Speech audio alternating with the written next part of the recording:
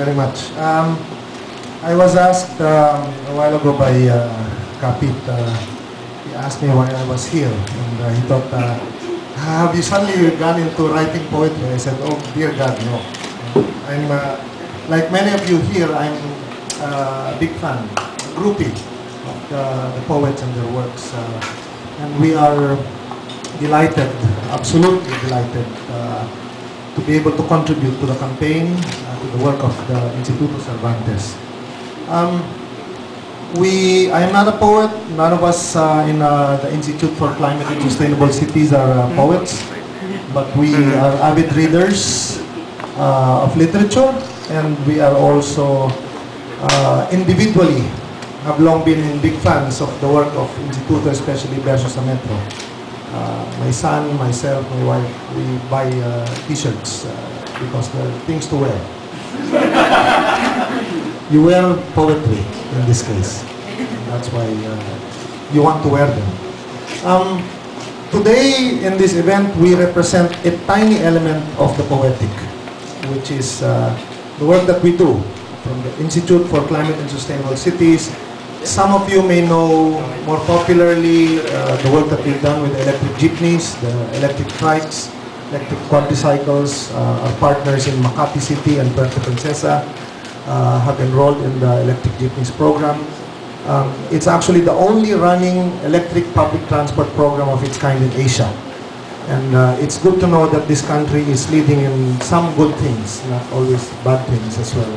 And we hope to shift the attention of people towards contributing and constructing really good things. So this is an opportunity to actually promote climate-friendly, sustainable transport, and at the same time contribute to literacy, contribute to art, contribute to a better world because of poetry and what poetry represents.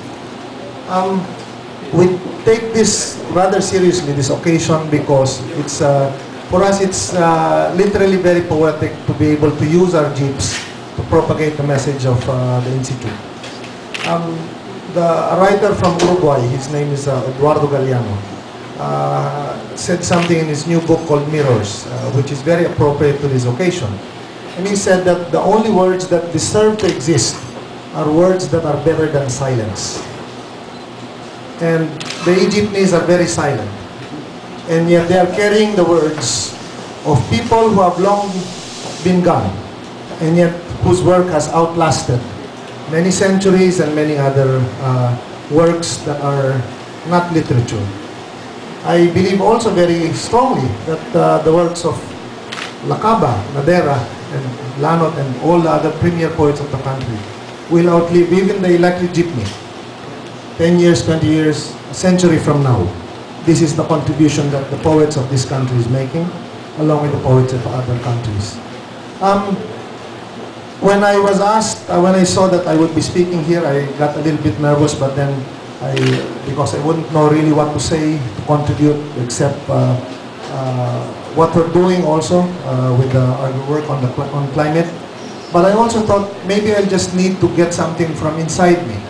I don't speak Spanish, but I also try to recite certain things before I sleep, or if I go to another country, if I suddenly have space. And there's this one point that I always recite to myself, which I think I can contribute also, made by a Spanish poet. His name is Gustavo Adolfo Becker, and it goes hand in hand with our concept of space, the poet's silence. And I can't remember the title, but it's very short. It goes simply like this. Los suspiros son aire, iban al aire. Las lágrimas son agua, iban al mar. Dime, mujer, cuando el amor se olvida, ¿sabes tú a dónde va? In English, it means sighs are the air, sigh. Sighs are the air, and they go to the air. Tears are water, and they go to the sea. Tell me, woman, when love is forgotten, where does it go? So it's still about space, it's still about silence, because we're trying to occupy the space of conventional jeepneys as well, that we hope the drivers of today can take up very soon. We hope that the work that we're doing with the jeepneys, our initial foray into this was cultural, to show the heroism, the heroes of the country. Some of the jeeps you'll see in Makati bear the image of Macario Sakay, one of the heroes. And I think next month we'll be carrying the rendition of the Lakambini, the wife of Bonifacio, Kaoryang. And now we have the Berso. I think it represents big, important consistency because it talks about heroes. The jeepney talks about a heroic industry, the heroic industry of the drivers, the commuters, the working class of the Philippines. And of course, it talks about the heroism of words, words that will outlast all of us today. So we're very proud to be here. And when you talk about years, Director, we are committed all the way. Thank you very much.